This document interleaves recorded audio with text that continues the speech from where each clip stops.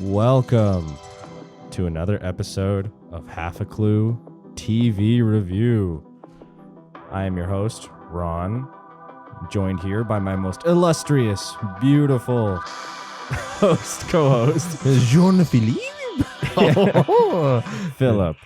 And tonight... Philip is from the other side. This is Jean-Philippe from the Upside Down. I am the Upside Down version of Philippe. That's why I was wondering why you look so like greasy and gooey today. Is that what you think of us French people? You stupid Americans. Okay, let's not get ourselves canceled immediately. Do not want French people at our door. Je m'appelle Jean-Philippe. So today we are discussing Stranger Things, Volume 4. Oh no, Season 4, Volume 1. Whatever. Yeah, it's convoluted.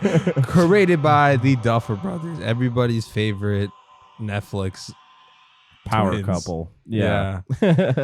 Cool. The only thing they ever done was the Stranger Things, which is a lot, you know. Yeah, I mean, to be fair, that's one of the most huge. successful shows of all time. I think most, like, you know, creative showrunners, writers, whatever, would love to have something as like huge as Stranger Things on their book. I think once they're done with Stranger Things, they can pretty much do like almost anything, right? Yeah. They have a contract with Netflix, so first look deal and stuff. I'm sure. So like, yeah. But I mean, and they're actually gonna do it because unlike the fucking DB Weiss and David Benioff, who took $200 million from fucking Netflix and cut and run, didn't do shit. Fuck cowards. Them. Cowards. I'm legitimately starting to hate that. Okay, enough of us bitching about Game of Thrones on every TV episode. Yes. We know season 8 sucked. On this season, which takes place 6 months after the events of Starcourt Mall, we follow the Hawkins crew. Not in Hawkins. Yeah. Well, some of them are on Hawkins. Some of them are Hawkins. Some of them are not Hawkins. Some of them are in Russia. Some of them are in California. Yeah. Some of them are in Nevada. Yeah. Some are in Utah. I know. They're just all over the place today. They're in Alaska. They're yeah, and somehow in 6 months, they aged 3 years. Like 8 years for some of them. Honestly. Yeah, I know. So Lucas? Like Lucas and Will. Will looks like he's a man. He's a full-grown man. Okay, so before we even get into it, let's talk about the age problem. I'm just going to go, okay, and the premise, there's a new threat from the Upside Down called Vecna, who is kind of this Freddy Krueger-esque telepathic wizard. Okay, or that's how they describe it. Yeah. He's a dark wizard. He could kill people from the Upside Down. Yeah. He chooses certain victims. Doesn't even have to cross over. Yeah, he's like super badass, powerful, and we later find out more. And we'll talk about that when we talk about the last episode. Yeah, it was an hour and a half. In case this is your first Half a Clue review episode that you're listening to, first of all, welcome, thank you. We appreciate you so much. Yes, I don't appreciate you guys. Listening. Yeah, I see you. I see you. I appreciate you listening. Thank you so much. Okay. We're going to spoil everything, so just be prepared for that. This is a full discussion. We're going to talk about pretty much all the episodes. We're going to try to touch on stuff, the major storylines, of course. And we're also open to discussion in the comments. So please let us know what you think of the season. Exactly. Well, I'm open to any violent disagreements that we have in the comments and stuff. Because this might be a little spicy episode because it seems to be very beloved by a lot of people. And I think, there might be some little controversy. Yeah, dissenting opinions. Some hot takes. Yes. Is it hot takes? Is it, or is it just the truth? Okay, so before we even get into the episode, I just want to address this out of clear. Fuck did they age? You know what I mean? Like they waited 3 fucking years to film this. And to be fair, one of those years was because of COVID. Yeah, COVID is a big deal. But I'm just saying, I think they should have either incorporated that into the writing. Yeah. But let's be honest. I was watching season 3 a little bit, and this only plays 6 months after season 3. Yeah. But Jesus Christ. And Will is like, Mike, guys, we need to go find 11. Oh no, we need help with the Upside Down. Why did you contact me, Mike? Why did you contact me? We were supposed to be friends, and we're best friends, Mike. What happened, bro? And his stubble will, his stubble showing up. Especially watch it in 4K, and you can see the extra stubbles and stuff. It's what I cut them a little slack here. I think yes, they could have probably should have just jumped maybe a couple years or something. Like just been like, okay, guess what? Now they've been in high school for like 2-3 years. and the status quo has changed or something. But them deciding to just only take place 6 months later, it makes it pretty hard to justify to believe a lot of it. If you're gonna do that, then you have to start filming right away. You have to I'm talking about there's no slack. You have to have these scripts planned way ahead of time and just do it right away. Yeah, I think for Richard Linklater could shoot a film for 12 fucking years for one art house project. You don't think you guys, Netflix, your unlimited fucking money could do? It's not like they couldn't, shoot it through a pandemic, Philip. No, I'm talking about before. I'm talking about this. They should have shot this way before a pandemic. Yeah, probably. It's been 3 years since we got pandemic's been going on for 23 years now. Yeah, I'm just saying 2019 was the prime time to shoot this. Yeah, probably. But I don't know. Lack of proper planning. For me, most of them seem the Duffer Brothers were swimming in their fucking Netflix bucks. I think most of them seem okay. They seem fine. It didn't pull me out of it too much. It was just kind of funny every once in a while when they would cut to Will, or Will would basically anytime he spoke, yes, and he's just hey guys, why don't we play D&D anymore? It's that's just kind of funny. But to be fair, I feel like other such series have had similar issues, like Harry Potter. Harry Potter wasn't that bad because the thing is, it's they film that shit every year. Yeah. And then also, but there is a noticeable leap from I don't know, what's it called? It was even Chamber 2 of and 3. Secrets, to all the way to fucking Prisoner of Azkaban. It's just then it's oh my god, they're 19 now. Yeah, I know they've aged like crazy. But whatever, we're past the nitpicking there. Oh no, I'm not, dude. Fucking Charlie Heaton, who plays Jonathan Byers. Oh my god, he's supposed to be a senior. That guy's 30 plus. He has a kid. Yeah, he's doesn't look like a senior in high school. Oh okay. my, that's atrocious. Okay, now I'm done. What the fuck were you guys thinking? Oh my god. Yeah. All right. Anyway, chapter 1, the Hellfire Club. So this one we get thrown back in with the 11's origin flashback. We start off seeing 11, what it looks like at least. 11 has slaughtered all of the other children at the Hawkins lab. Except 3, right? The Indian chick who could blow people's mind. Was she 3? I thought she was 8. Was she 8 or I something? think she was 8. 8, right? And then which is weird because she wasn't in the flat. She was in the when 11 was reminiscing about her mom. Yeah, but she wasn't in any of the flashback scenes. Yeah, that was strange. Yeah, it's weird because they acknowledged her existence, but they didn't explain why she wasn't there. Well, they're not going to reshoot that, There's, I know. But yeah, I guess there's a few inconsistencies. Oh, few? Like that. Yeah. So then after that, we see that 11 is being bullied in high school by the most stereotypical, high school. The most stereotypical 80s bullies, which honestly right there, it was a big red flag for me. I was oh dude. Well, what I liked about the first Stranger Things or Stranger Things 1, whatever, the first season, and even the third season, what they did with Billy, and Steve Harrington in the first one, and then Billy in the third one, is that they were bullies, they were kind of dicks or douches, but you kind of see they're a little more complex. They have something with their backstory or something like that, or even a different trade, or it's a facade at best. Yeah, the only true a-hole, I think. Angela? No, I was gonna say I was gonna say the bully kid from the first one, the one who was Steve's friend who just was and disappeared. Yeah, he just stayed a super douche and just that was it. But he doesn't even compare. He's not even on the same wavelength as Angelo, who is the most sadistic fucking kid, except for maybe I don't know, Carrie. I was the kids from Carrie. I was are they gonna actually pour pig's blood on her at some point? But that's a later episode. But in this one, we get that feeling where it's oh, she's the bully, she's the dick. Yeah, and she's making fun of 11 when she was talking about Hopper. Is her hero and everything like that. Yeah. Just based on the way she any kid, I was growing up in high school, any kid hears 11 speak, I'm yeah, you could tell that she's probably a little behind her, she needs some help, right? Yeah, she's not your average kid. Yeah, and I get you make fun, but you also look at the way she dresses, which what the hell? Yeah. What happened? Who? I was like, how did Joyce allow her to walk in California high school? She's like, what the hell, man? She has no fashion sense whatsoever. But I guess that's somewhat consistent with Joyce, because Joyce never had a good fashion sense either. Never a good fashion sense or a good hairdresser. Poor Joyce. Her hair got slightly better this season, but it took a while. Yeah, for her hair to get better. Yeah, she had to go to Russia where it looked better compared to the men. Yeah.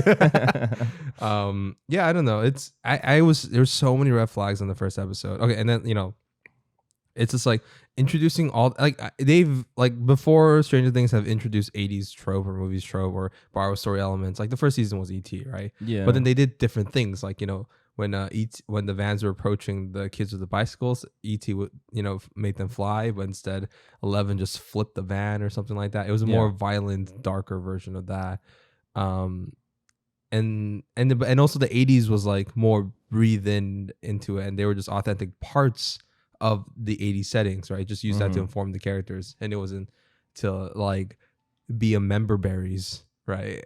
Yeah. But in this one, it's memberberries as fuck. It's like, remember the 80s? Oh, yeah. And this 80s stroke chop, and it was a cartoon. Yeah. No, I don't know. I feel like it wasn't that bad in terms of like how much 80s nostalgia. The soul was stripped out. They've always kind of like nostalgia, like bit for like all the 80s stuff from like the first one. I feel like in this one they did to like, to a certain extent, like, but I felt like. But they always grounded it with somewhat realistic characters, right? Yeah, or like fully developed characters. But yes, I that's what I'm saying. Characters like the bully, and I'm sure there's other ones I can't think of right now. But and then when we get to the second episode, where she's like laughing. Yeah, you're so weird. But like, it's like she's straight out of a Stephen King like book, except there's no like weird evil curse that's like making her evil. She's just a dick for whatever reason. But like I don't know. I feel like now it's like 1986. So it's like we're pretty much near like peak 80s, you know what I mean? Yeah. So I'm like, I don't know. It seems more appropriate that they turn up the 80s-ness of it. Like it's no longer like, leftover 70s. It's like now it's 1986 in California. I don't know.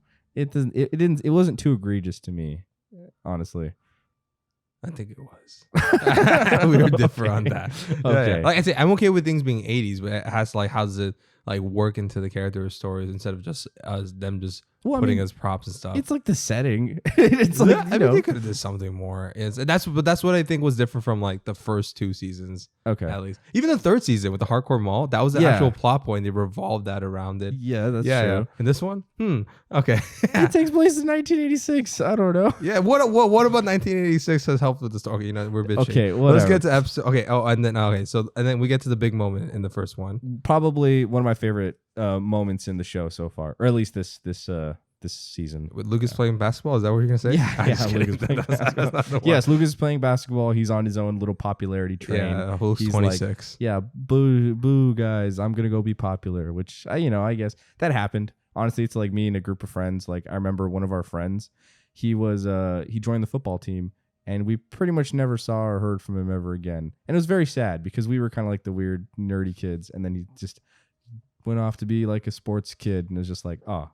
That's sad. So I don't know. That one kind of hit me. That little bit did hit me, where I was just like, yeah, I know what that's like. It sucks, losing your friends as you get older, especially in high school. So yeah. But it didn't last long. Yeah, I mean, well, because there's a murderer afoot. Yeah. Speaking of which, poor Chrissy, which I was actually liking Chrissy, like as a character. I was like, okay, it's cool. I mean, it was a good like shock, like a shocker. Yeah. When she's Discount Jackie from Yellow Jackets. Yeah. and I liked Eddie Munson, like the actor who played him. Hell yeah, dude. Let's look up his name. Eddie Munson played MVP by Joseph Quinn, who's like this Irish dude who's in his 30s. That's great. Yeah, got a great American accent. He did a fantastic job. Yeah. He's kind of the highlight. If anything, I wanted more scenes about his backstory. He seemed like he had an interesting, like, not rags to riches, but rags to rags. Yeah, rags to rags. Like, interesting, like a poor economic background especially with his, that's his uncle, right? That's not even his. His dad's gone. His mom's not around, and now he's just living with his uncle in a trailer park, being the edgy high school, metalhead kid. Yeah, and that's why I was a little sad when Chrissy died, because I felt like, that would have been interesting to see how Chrissy would flesh out that character. But it made an effective moment. Yeah. It did. I liked that moment. I liked leading up to it, where it again, like we said, this season leans heavily into the Nightmare on Elm Street vibes. Right, but Nightmare on Elm Street light. Yeah. Yeah. As you see, I'm a big fan of this season. And it's like, so then they start off with like, you see what we later named the Vecna is like haunting Chrissy with like creepy images and everything, and eventually the grandfather clock too. The grandfather clock, the spiders, and seeing the like any trauma from her past. Yeah, her mom being a dick, I guess, and eventually leading to her dramatic death, which I thought was pretty well done. That was creepy. Yeah. Was it a straight ripoff of Nightmare on Elm Street, the first one? Yes, even with like the basically framing the her like boyfriend, but not really her boyfriend in this case, Eddie, for like her murder. Just like what happened with I can't remember her name from Nightmare on Elm Street, the first one. Oh, I remember the blonde. Was it blonde? No. No, it was the first kill, right? Yeah, the first kill. Who they trick you into thinking like, oh, she's like the new chick, or she's gonna be like the main character, and it's like, nope. Whatever, it doesn't matter. The point is like it was a very similar scene. She gets pinned to the ceiling, but like flopped around and like brutally like ripped apart. But in this one, in case she has all her like bones broken and everything, and it's pretty dramatic. It's Tina from the first one. Okay. Yeah. Oh, I remember. Yeah. Tina. And the dude, the punker looking dude, I guess the rocker looking dude from the first movie, he watches her die, and then he gets blamed for her murder. The cops go after him. And then Nancy tries to prove his innocence, but it's too late because he gets murdered, which is honestly what I was expecting to happen here. Which I'm glad it wasn't. Yes, I was like, fuck. I was like, they're going to kill this guy. Like, I already see where this is going because this is the Nightmare on Elm Street. Oh, Nancy on Nightmare on Elm Street and Nancy Wheeler? What? Wow. Yeah. Well, that's but no, he doesn't. He goes on the run. And then we get into episode 2, Vecna's Curse. So, in this one, Hooper survives the Star Court Mall explosion and is sent to a Russian prison camp in Kamchatka. Kamchatka? Yeah, I think that's how they say Kamchatka. Oh, Kamchatka? Okay. Yeah. My enunciation. I'm terrible pronouncing things. Enzo contacts Joyce and Murray for Hopper for a $40,000 rescue. 11 smacks Which Angela. is crazy in 1980s, by the way. Yeah, it's a shitload of money, dude. Yeah. How is a single mom... Oh, no, because like that was all the money that Hopper saved up. Yeah. And that was a trust fund which sucks. That's very sad, yeah. Yeah. And 11 smacks Angela in the face with a roller skate. Just kabam, just smacks It was satisfying. Yes, it was. And everyone's reaction, again, I hated it. I hated that whole stupid sequence, honestly. Eddie is hiding the reefer in Reefer Rick's house. Victor Creel in the investigation, and Vecna kills Fred. And Fred's backstory was interesting too, because Fred had like he accidentally killed a girl in a car crash and stuff. Yeah. And I was just like, oh, no, I think it was a friend of his or like a brother maybe. No, I think it was a dude. No, because like the guy died too, but he also ran over somebody. Oh, he did. Yeah. So there's multiple people that. Oh, damn. Yeah. So I was just like, oh, that's cool. Wow, Fred's like a murderer on accident.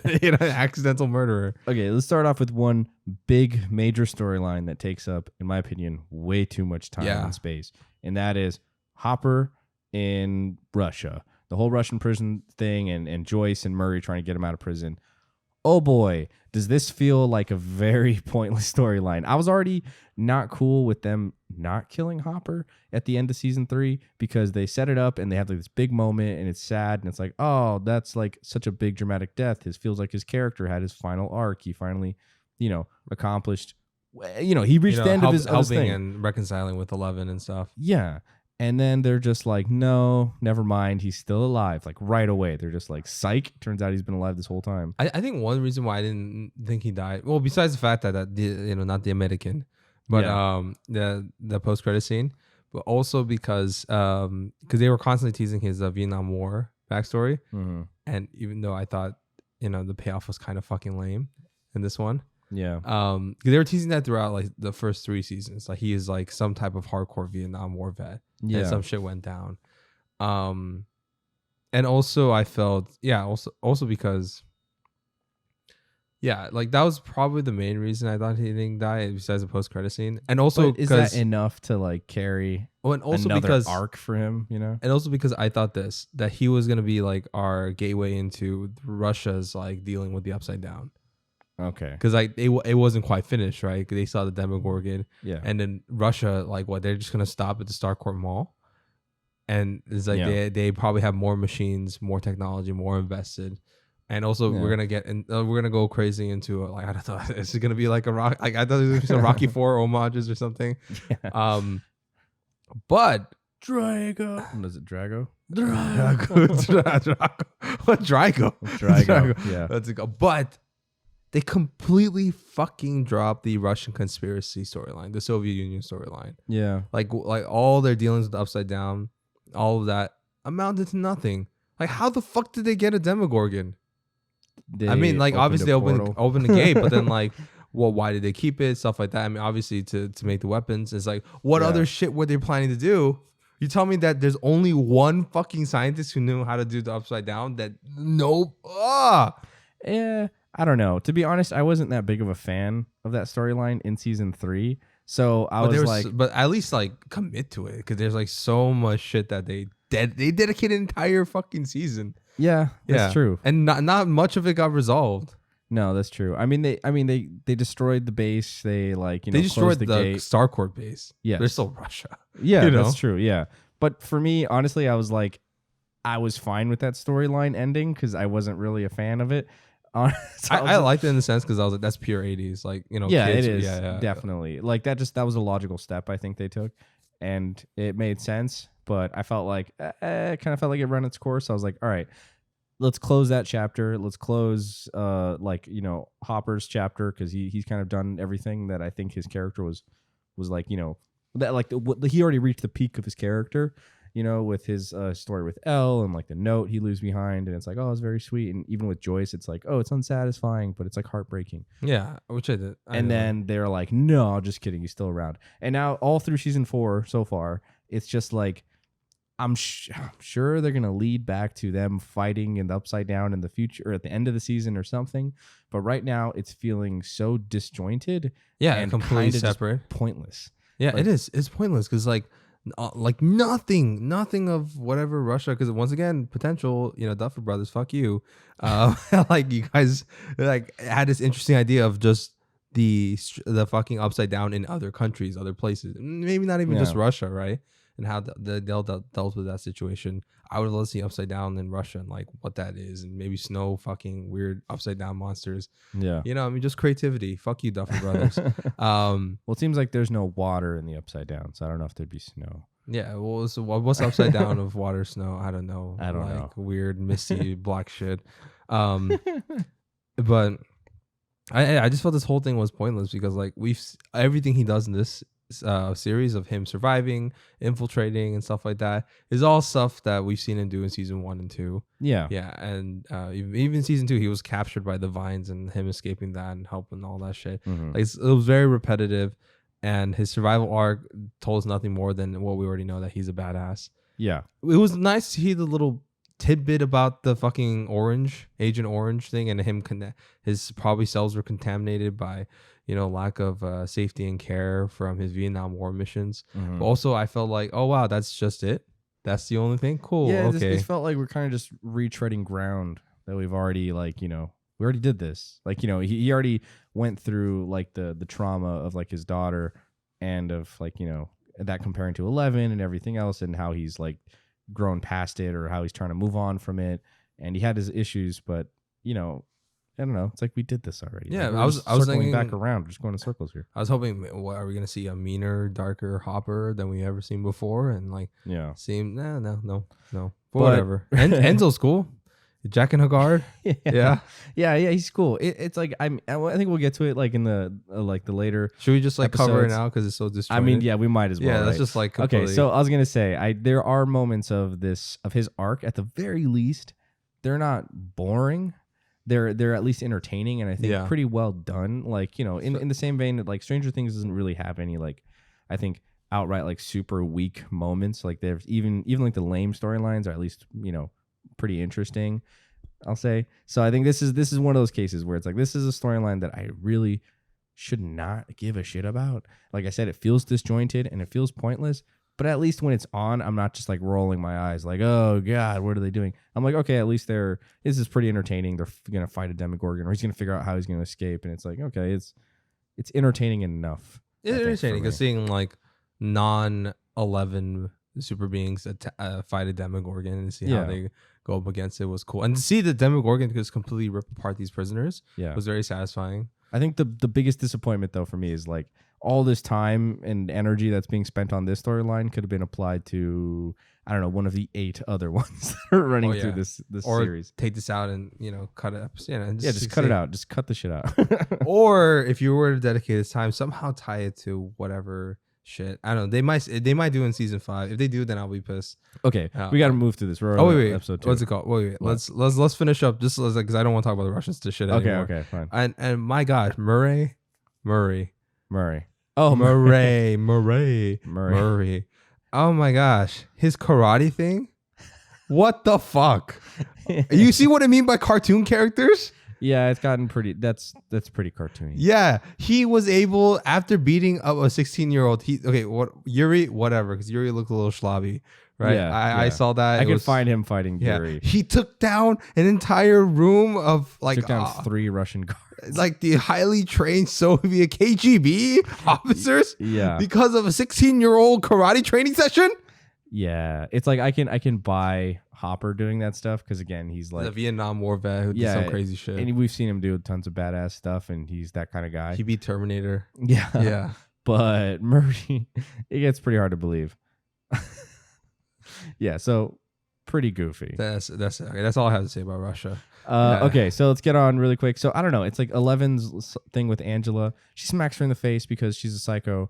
I mean Angela, not 11. Yeah. And because like everyone's reaction to the roller rink, psychotic as well. Like everyone's just pointing and laughing. Like, ah. That's again another moment where I was like, this feels like just a cartoon, so cartoony, and it doesn't feel in spirit with the other seasons where it's like again whenever there's like a bully or someone else being like a dick or something, there's something else behind it, and also not everyone else just is a group hops mentality on board with it. Yeah, it's like I don't know. It's just. They lost the soul. They stopped caring about the verisimilitude and having consistent rules. Yes. Yeah. Fuck you, Duffer Brothers. Then what's her name? Oh God. Wow. I'm already forgetting names right here. Nancy. Nancy. Oh, Nancy. Yeah, Nancy. I forgot freaking Nancy's name. Yeah. Nancy starts investigating the Victor Creel murders, which is like comes up later, and Vecna kills Fred. Fred being, what we talked about. Yeah. Okay, so chapter 3, Monsters. Directed by Sean Levy. This one and the next one, right? The Sean Levy episodes. Yes, yeah. The Monster and the Superhero. So, Sam Owens recruits 11 for a science project. Joyce and Murray fly to Alaska to meet Yuri. Hopper gets his ankle shackles broken by a sledgehammer. And also his ankle? No. And Nancy, somehow, like... Dude, I fucking twist my ankle a little bit. I limp for or not limp, but this guy got a fucking sledgehammer to the thing, and he's just like, okay. Yeah, he's running around. He's like, climbing, jumping, doing all kinds of stuff. But he's Hopper, Yeah, he beat the Terminator. He went on an ice, like a fucking ice bike, and I was like, wait, what? And then during the Demogorgon, he's like, okay.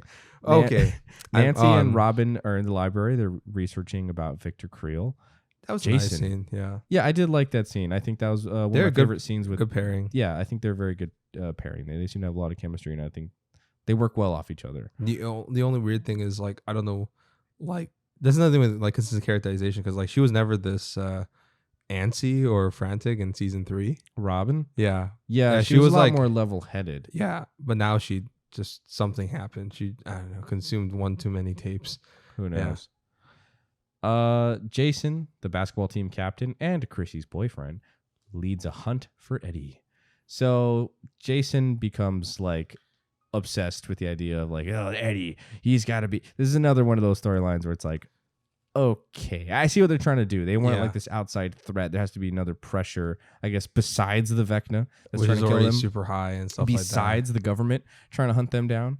it's also now the internal residence of the Hawkins. Yeah. Which is like, I mean, I'll say this for the actor who plays Jason, he does a convincing enough job. Yeah. I don't give shit for the actor because I think he tried his best. I wasn't the biggest fan of his actual character or storyline, though I also understand his point of view because he's like, that's his girlfriend.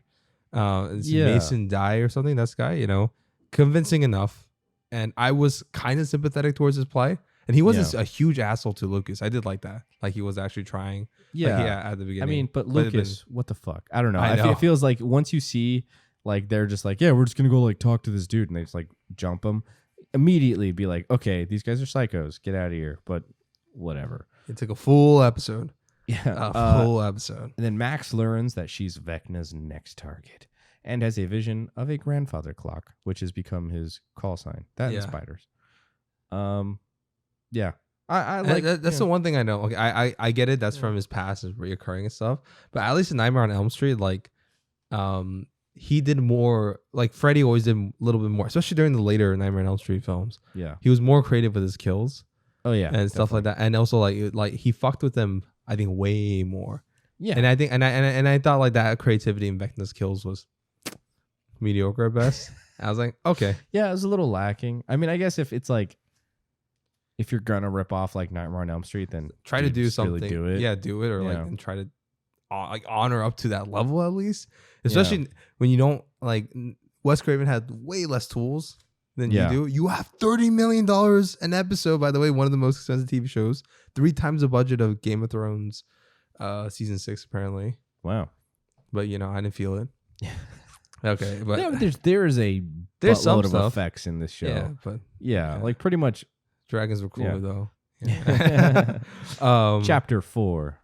Dear Billy, which is honestly, I'll say this, one of my episodes that I liked a little bit more. I say I had a strong emotional core with it, especially with Max reconciling with his grief over her grief over Billy's death. Yes, which I did like that. Hopper escapes from prison. We already talked about that. Yeah, I think it was a pretty good sequence. Honestly, it was like exciting. I was like, all right, that's fine. That was cool, but his feet are fine too. Okay, yeah. Logical leaps here. Logical leaps. A lot of logical leaps. Logical mountain leaps. I had to call Hayden Christensen for jumper to get to the leaps that I got to in this fucking film. Yuri betrays Enzo and drugs Joyce and Murray. Oh no. Oh, that was the wrong button. Which one is it? No. Thank you. You're speaking. Oh wow. I know. I'm so sorry for you having to listen to that. Anyway, so they're like, yeah, Yuri's gonna help us out, and we're gonna go save a Hopper. It's gonna be great. And then Yuri was just like, I'll just betray everybody. Yeah. We talked about this. Armed military soldiers attack Jonathan. One of my that's another reason why this episode was dope, because that was really well filmed. Yeah. Because Sean Levy, guy knows how to shoot action really well. Yeah, I gotta say that. After seeing, I know you haven't seen Free Guy yet, or the Adam Project. I like good chunks of the Free Guy. Yeah. I did. I was watching it. Like I was more in passing, but like I was like, yeah, this is pretty cool. It's funny. Yeah, great. But that was a great sequence. I love that when they just like all the army dudes are just busting through the door and everything. It was handheld, but you could still see everything going on. Like everything was center frame, the shooting and stuff like that. And it was from the perspective of the agent. Yeah, it was nice. Really cool. That whole sequence was really fun and exciting. Mike and Will in California. Okay, so really quick, we got to address Will. What the hell did they do to Will, man? At least in like the first like 3 episodes, they made Will just like a lame brain stoner guy. Oh, like, no, not Will. Jonathan. Oh, sorry, Jonathan. Jonathan. Sorry. Who looks... Jonathan. No, Will. Yeah, Will's 35. We already addressed that. No, Jonathan. Also, Will... Dude, Will was like... Like, there's so much potential with that character from season 1 and 2. Yeah. And he was amazing in there. And that actor is fantastic. Yeah, he's arguably one of the best actors of the children's crew. And it seems like they keep wasting him, unfortunately. But no, Jonathan has just become like a stoner bro. Him and his friend Argyle, who totally steals the spotlight. Like every time it's them, I'm like, I'm usually more paying attention to what Argyle's doing than what Jonathan is doing. I mean, I hated Argyle, but I hated him less than I hated all of them. It's at least Argyle was like, hey, he's like your new stoner friend, and that's fine because that's just what his character is. It's not like Jonathan where they just butchered his character. Yeah. They're like, yeah, he's just he doesn't want to go to college. He doesn't even take pictures. Yeah, I'm like, he's a photographer. Supposed to be a talented photographer. I mean, I guess they could have say they're going for this like, what is it, like this young adult kind of story of where it's like he's at a crossroads in his life. He doesn't really know what he wants to do. But we didn't get that. But it's like, yeah, it's like there's no real time devoted to that like at all, other than the one conversation he has about like Nancy, and that's pretty much it. So it just feels like he's just lingering, man. Yeah, lame. Fuck that. Nancy and Fuck Robin. you, Duffer Brothers. Yeah, Nancy and Robin. They go to the Penhurst Psychiatric Institution where they learn the weakness to Vecna's curse, which is we music. And we get what's his face? Oh, Robert Englund. Robert Englund. Little cameo, which was pretty cool. He was good. He was good as Victor Creel. Yeah. I love to see him there. I love seeing him in anything. So yeah, that was really fun. Their whole little sequence. I think Robin was that was probably closer to her best work so far in the season. Yeah, in this season. Yeah, this season. Still, nothing tops her bathroom scene in season 3. Oh no, that was like the most like heartfelt and like See, there was heart. Yeah. In the other seasons, where the fuck was it here? You know what I mean? Except for Max. Max had all the heart in the season. She really was. She was running her heart out as she was escaping Vecna. Running up the hill, running up the side. It was one of my favorite parts of the episode. It did kind of hit, a little bit. I was just like, oh man, because like, her whole storyline with Billy. This particularly Billy's storyline was my favorite of the last season. Yeah, that was fantastic. So it was nice to see them kind of like circle back to that and everything, and just kind of, tugging on those heartstrings again. Because she lost her stepdad, she lost Billy, she lost her dad, and her mom is like kind of a wreck. So of course, like she would be a wreck. Yeah, and that was great. And I liked how she was reconciling with all that, and then she was finally, in a weird way, appreciating Billy more like post-death, post-mortem. Yeah. And I think that was it's like a good eulogy to a bully character that we've come to kind of like. Yeah, Red Ranger. Yeah, and it was nice to see the Red Ranger himself. I was glad to see that actor come back as well. I forget his name. I think it's like Darcy Montgomery or something like that. Yeah. Good for him. He's really good though. Yeah. I was honestly like, I think it was like from one of the teasers of the trailer. Like they're like, Billy, and I was like, is Billy gonna come back somehow? But no, he does not. I mean, he does for a cameo. Yeah. Which I'm glad that he didn't. No, I wanted to commit to his death. Yeah. Can you imagine he actually comes back? I'm back from it. No, please no. But having that song and coming in, it was emotional. Yeah. But I did not like the way they ended that sequence with editing, because they see the little hole, and they do it multiple times, where to avoid and to try to create pseudo faux pas fucking tension, which is a lame editing technique where they cut to black before you see character A enter their destination. Yeah, they did it with this, and then also with other things, or even just they cut away to like that one scene with like Hopper like taking off his shankles or something, like cut to his face, just like stuff like that was like lessening the impact. That's like an editor thing that I don't know why. There were a few, I think, fairly decent edited sequences, but they usually were more. They seemed like they were definitely more planned editings. Like there's like a shot where I think they're talking in the boathouse after the kid gets killed in like, I think it's episode 6, when after the kid that like drowns. Right. Yeah, the Patrick. Yeah, they like match cut this like spotlight scene with like another. That was good. Yeah, and there was like a couple of those shots where I was really digging the editing, but again, that seemed more like they were planned on the day, not like. Not to cut the editor, give the editor too much shit, I guess. Yeah, I mean, whoever, it's not the same editor each episode. Yeah, that's true. The editor of that sequence, fuck you. Like, let's not cut to black and be cheap as fuck, okay? Yeah, that definitely also, to be fair, I'm not going to put it, again, too much on the editor there. I feel like that's also... Maybe also the Duffer Brothers. So you know what? Sorry, editor. Fuck you, Duffer Brothers. This is where you cut it to black and everything. Like, I mean, if they'd done like slow motion, then they would have been just really milking it even more than they already did. But, I don't know. It wasn't that bad. Now number 1 on iTunes, Kate Bush, who, I mean, she's not obscure, but like but that song wasn't like super big. It's a fairly popular song, so but it's getting that like now it's like uber popular. Pop media effect. Yeah, where it was on 102.7 blow up. Yeah, I think it's always funny. Like if you see like a song that the Guardians use in like Guardians of the Galaxy, like you go to like a YouTube video or something of that video, it's like suddenly just it blows up like crazy to get like millions of extra views and stuff, and it's just funny. Like sometimes you'll see the creators just be like, "Holy shit!" Like, suddenly I have like 20 million views on my this little video. Anyway, chapter 5, the Nina Project. It was okay.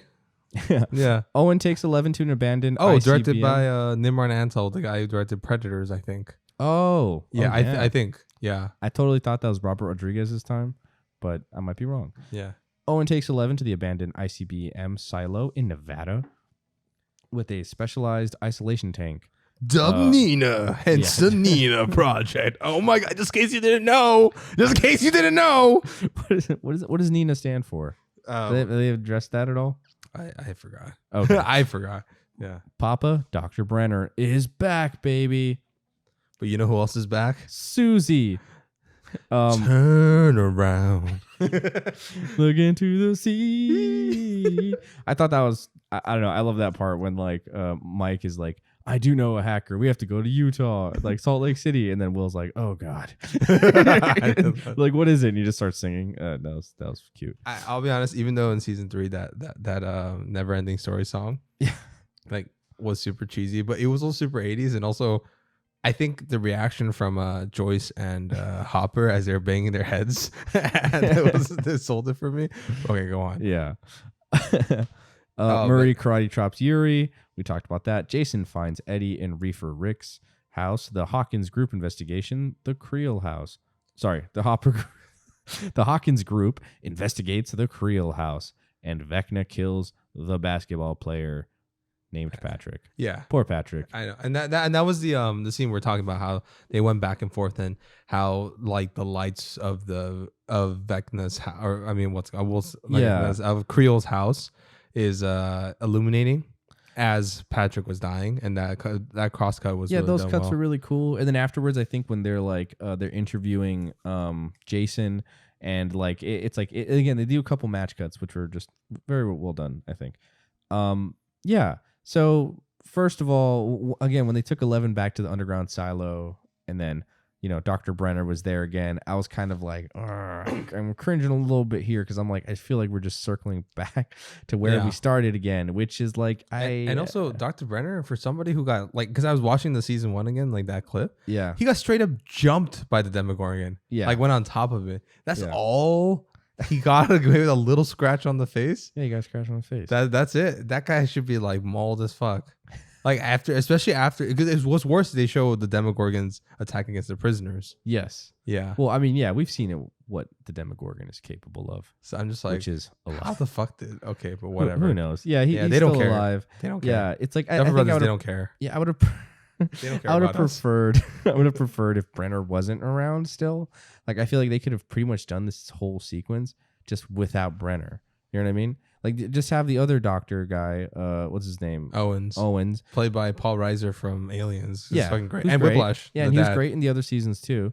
To have him back and just him basically just taking that role with her, and him basically just being like, "Hey, look, let's do this, but not like the most fucked up evil way do it that like Papa Brenner used to do, but like a different way that'll lead to her unlocking even more power, whatever." I don't know. I'm really hoping the payoff is great. Like something like with that character. There has to be, right? If they don't, then it's like, okay, then fuck off. They're going to be in the, damn DB Weiss, Benny Hoff level for me now at this point. Because I really did love, because I got 3 seasons of shit from Uriel, my friend, who's part of the Half a Clue lore, of defending the show. Yeah, he might be right. He might be right. Well, okay, we'll see. There's 2 more episodes. Jason finds. The Hawkins group investigates Creel's house, which was a cool, like, cute little, like, it felt very Scooby Doo. You know, as they're like walking around, and then they're like, let's split up, and like, I don't know, going everywhere. I thought that was fine. I like seeing them like kind of having to tackle in a problem from the upside down again, like in a different way. I always like to see them do that, and like how they're gonna like go at it. And then Vecna kills a basketball player, which we already talked about. Yeah. Okay, chapter 6. The Dive. Also directed by Nimrod Ansel, who gave you Predators. Yeah. Great job, dude. 11 and and the lab orderly named Peter Ballard. Yeah, Peter Ballard. In the flashback stuff, their relationship, and they basically this is mostly like 11 flashback episode. Yes. Yeah, and then especially 11 versus the number 2 posses. Yeah. Just number 2's group. They just all beat the crap out of 11. But 11 is like, no, not today. No, I'm just kidding. She does get the crap beat out of her. Which is not. And then, which I was like, oh, okay, so she's gonna like come back and just murder everybody. But no, she doesn't. No, well, we'll say that for the last episode. Oh, you almost, you stinky little bitch. You're about to come early. Hopper and his group. I don't like how you said that. That's poor phrasing. Hopper and his crew prepare for his fight against the Demogorgon.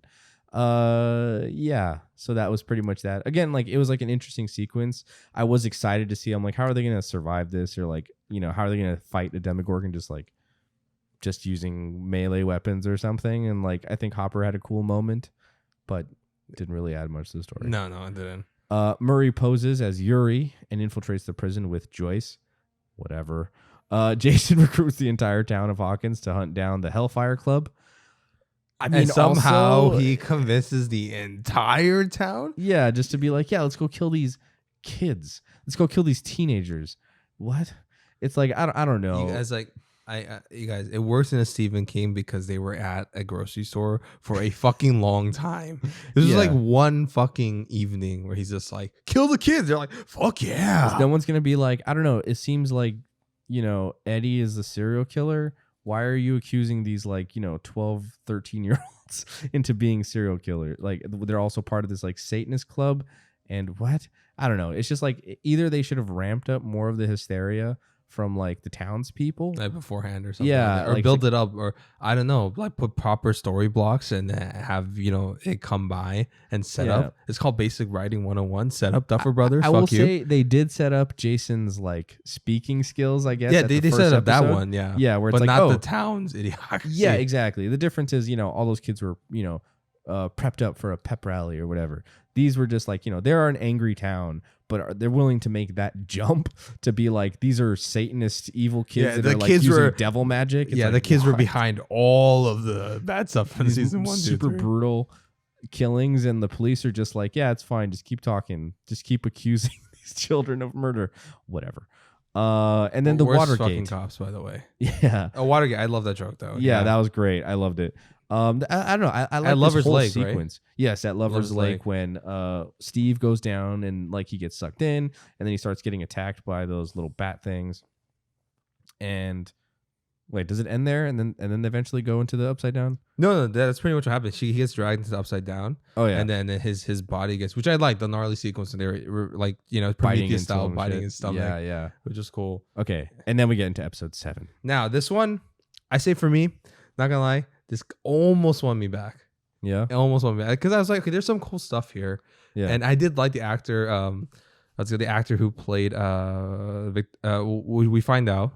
Mm-hmm. Okay, real quick. This is the finishing of 11's storyline. This is the big spoiler. So if this has still piqued your interest, if us like kind of tearing it apart at certain moments, it still makes you want to see fuck you, Duffer Brothers. By the way, if you are listening to this, Duffer Brothers, I would love to take you out to Goldberger on Pasadena, and we can just chill there.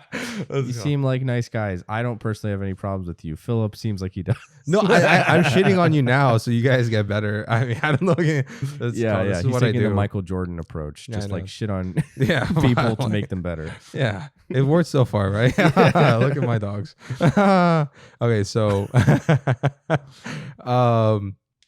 so chapter 7. Okay, so this is a continuation, or basically the ending of the 11 flashback storyline, where we find out that Peter Ballard, who was the orderly that's been kind of a friend and mentor to 11, is actually Henry Creel, the son of Victor Creel, and also number 1. Wow. Good for you, Duffer Brothers. This is what I say. Good job, Duffer Brothers. I mean, it was obvious as fuck, but good job. It was set up. It was set up. It was set up. I like the way that they eventually, like, I was piecing it together.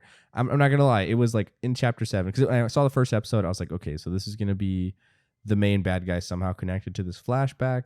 But as the season was going along, I was like, wait, how would he be connected to it? Like, how does this make sense? And they're like, but he showed up in the 50s. Like, how would that make sense?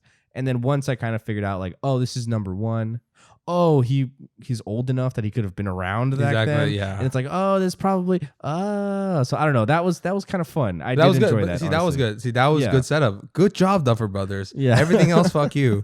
But good job. I will say this did seem like this was the main storyline they wanted to focus on, right? Yeah, they should have. Absolutely, they should have. They should have focused on like basically split this up into like 2, maybe 3 parts at most. Like instead, they kind of really branched out to like everything else. They have to do something with Mike and the boys out there in California. So they with have Susie. they have to give him a side storyline or whatever. Oh my God, they dedicated a fucking scene to Argyle, like just smoking it up and having a subplot romance with Susie's sister. That like, wasn't really. as bad to me. It's just like the weird, goofy sequence where they're going through the house. The entire, I know, so much like, time was dedicated. They were meeting the kids, and then like Susie's on top of the roof in like the worst CGI background I've seen in a long time. What happened? Where did the $30 million per episode go? I don't know, but that whole sequence, I was like, this is really just, this feels so out of place.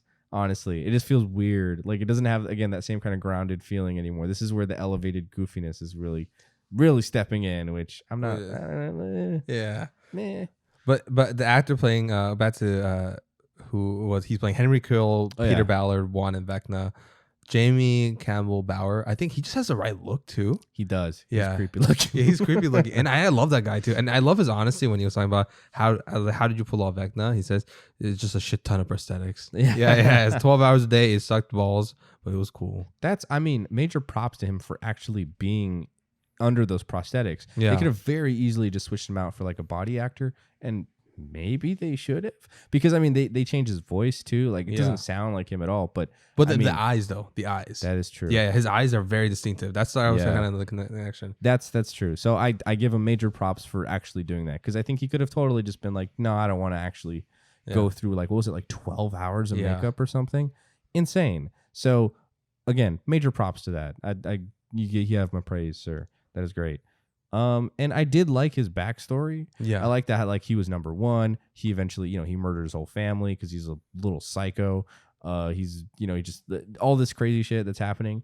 But the way that it all spelled out, the way that it all kind of like just was laid out for the audience, it felt like there was just a 10-15 minute like exposition sequence, essentially, where he's just like, let me explain my backstory to you, which it was so unnecessary. Like if you were just paid half a brain cell, you could be like, okay, he's all this. I mean, Nancy was figuring it out. I mean, she was also just watching everything too. Yeah. But like, I mean, they could have connected the dots, you know what I mean? Like it could have just been a quick 1 minute visual sequence. Yeah, to show. It could have been way faster, but it felt like they really wanted to. Yeah, just in case you fucking dummies. Yeah, you didn't really fucking understand explain this to you, why he's doing this and everything else. But it felt really unnecessary. It was like, yeah. And also, I kind of giggled at one point because I'm like, he's explaining all this to like a 9-year-old. Yeah, I know. It's like, who's just scared and confused that you just watched her murder all these people. Everybody. Yeah, she just watched him murder everybody. So I don't know. That felt silly. Yeah, and he was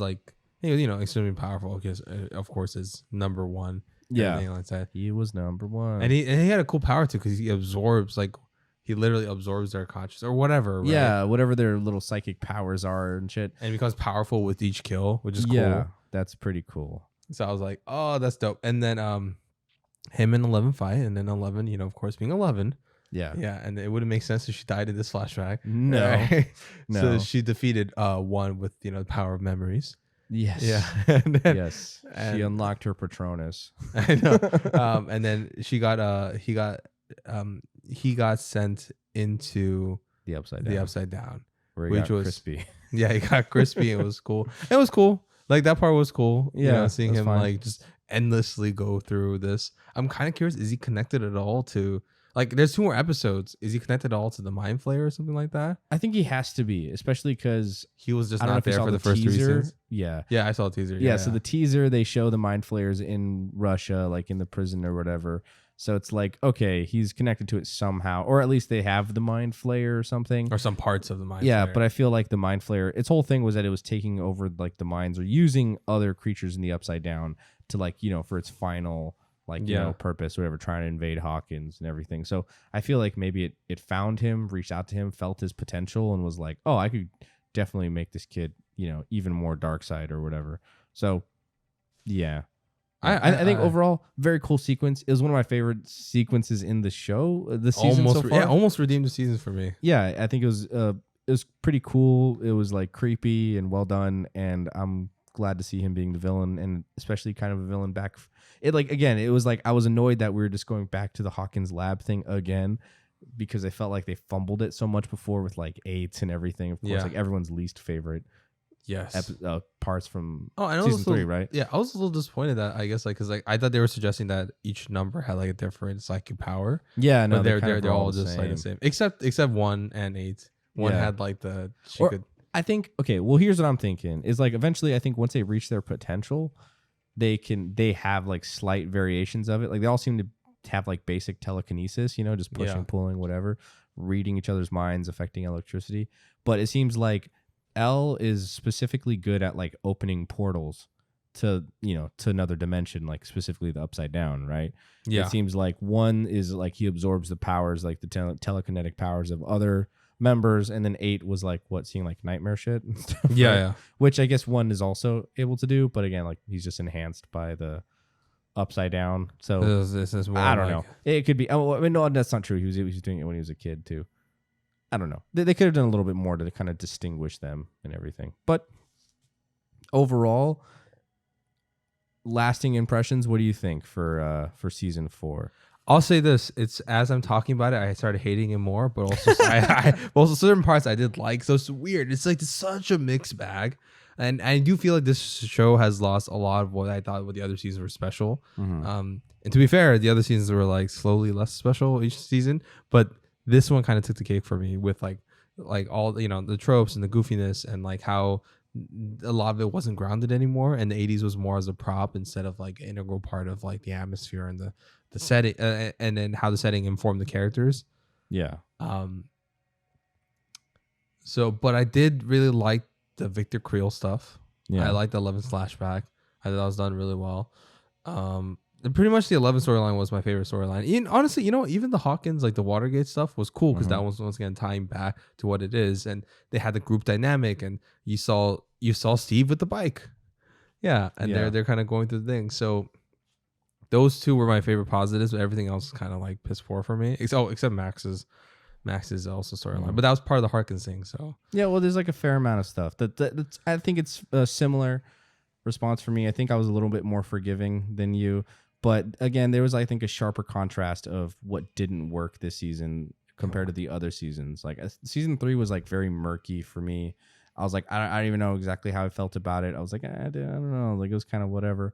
But this one, it feels like there's a lot of stuff that like I am enjoying, like the flashback sequences and like what's it called, and what's going on with like, you know, the murder investigation and like you know, Eddie trying to get away, and the new characters I really like and everything. Even Lucas's sister is like way less annoying than she was in the last season. Yeah, she's helpful. Yeah, she's really helpful in this one. She's actually even though she switched sides randomly during that one scene.